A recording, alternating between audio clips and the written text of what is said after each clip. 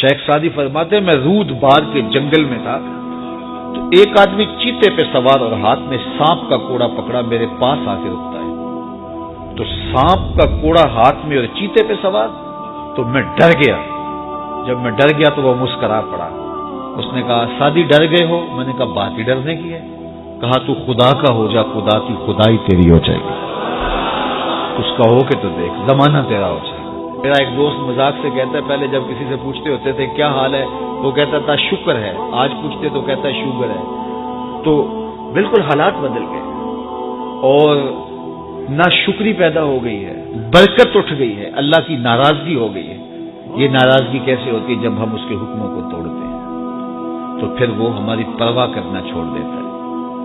پھر صحرا میں پڑے ہوئے خشک پتے کی طرح ہوائیں چاہے ادھر اڑائیں چاہے ادھر اڑائیں، اللہ کو کوئی غرض نہیں ہوتی، وہ جدھر مزید دھکے کھاتا پھرے۔ اور اگر کوئی اس کا ہو جائے پھر وہ اللہ کے ذمے ہوتا ہے، اللہ پھر اس کی حفاظت کرتا ہے۔ کوئی میلی آنکھ سے دیکھ کے جائے کہاں؟ کسی میں ہمت کیسے ہو؟ حضرت سفینہ رضی اللہ تعالیٰ عنہ جنگل میں بھٹک گئے تو انسانی بھوک سونگ کے شیر جب حملہ آور ہونے کے لیے قریب آیا، حضرت سفینہ رک گئے اور شیر کی آنکھوں میں آنکھیں ڈال کے کہا اور جنگل کے بادشاہ جانتا نہیں میں کون ہوں؟ میں رسول اللہ کا نوکر ہوں۔ اللہ اکبر۔ صاحب مشکات لکھتے ہیں کہ اس شیر نے دم ہلانا شروع کر دیا، کوئی زبان حال سے کہہ رہا تھا تو رسول اللہ کا نوکر ہے تو پھر میں تیرا نوکر ہوں۔ اللہ اکبر۔ تو ہم جب ان کے نہ رہے تو پھر زمانہ ہمارا نہ رہا، تو یہ نتیجہ ہے گناہوں کا۔ اللہ اکبر۔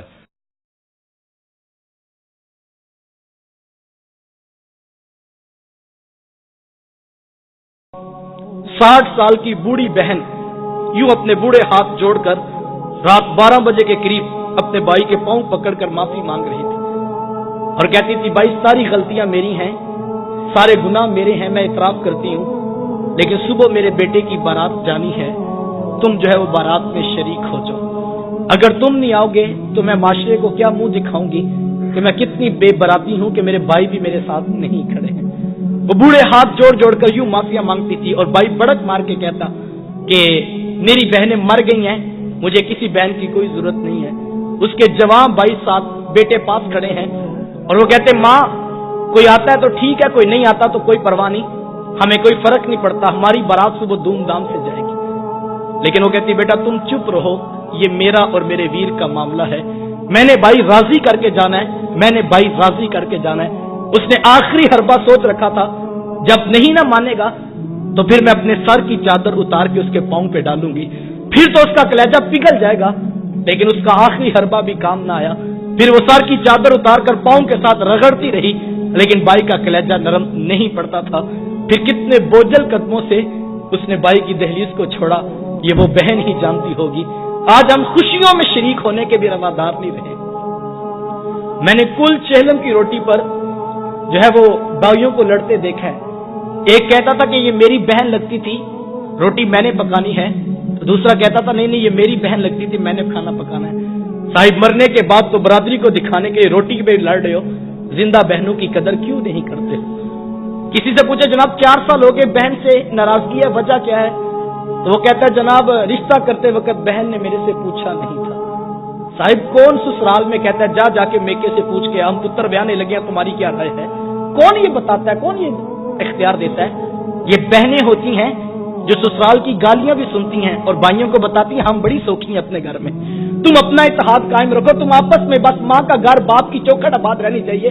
لیکن بھائی اتنا کچھ کرنے کے بھی رویدار نہیں رہے ہیں۔ بہنوں کو عزت میرے حضور نے دی ہے۔ جب بیٹی ذبح کی جا رہی تھی، بہنیں زندہ درگور کی جا رہی تھی، ماں کو منڈیوں میں بیچا جا رہا تھا، اس دور میں بیوی کی کیا حیثیت ہوگی؟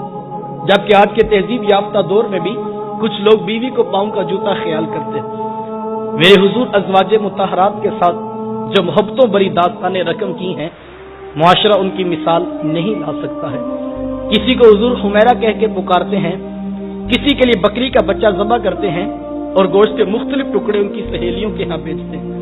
حضور کثرت سے حضرت خدیجہ الکبریٰ رضی اللہ تعالی عنہا کا ذکر کیا کرتے ہیں۔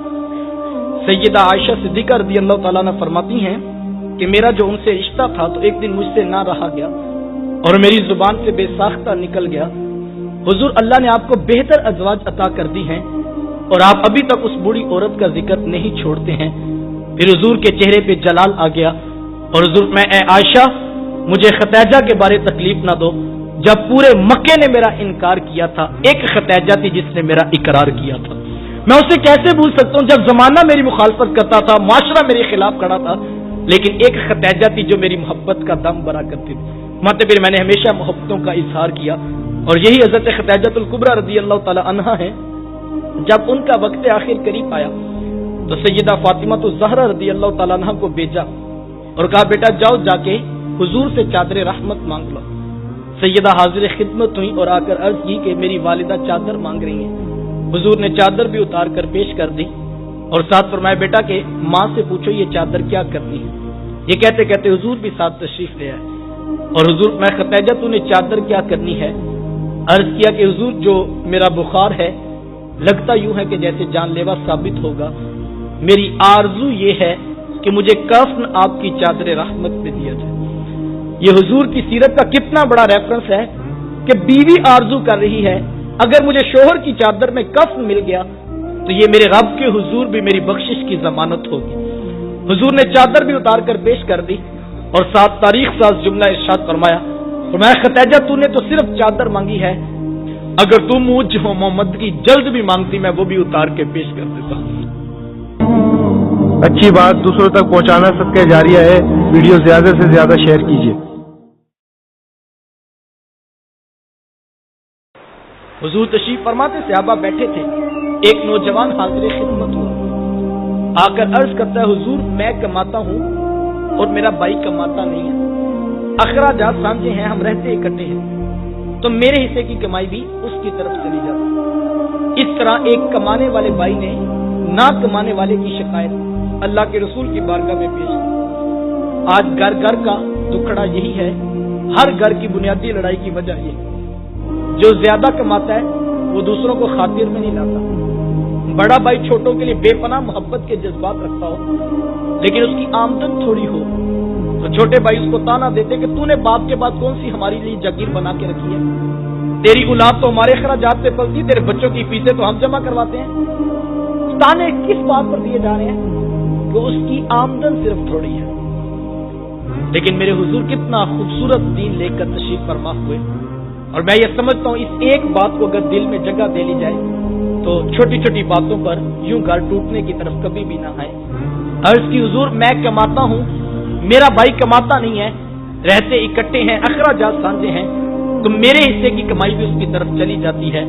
میرے حضور بے ساختہ ارشاد فرمایا، حضور فرمایا ہو سکتا ہے اللہ تجھے رزق تیرے اس بھائی کی وجہ سے دے رہا ہو جو کماتا نہیں ہے۔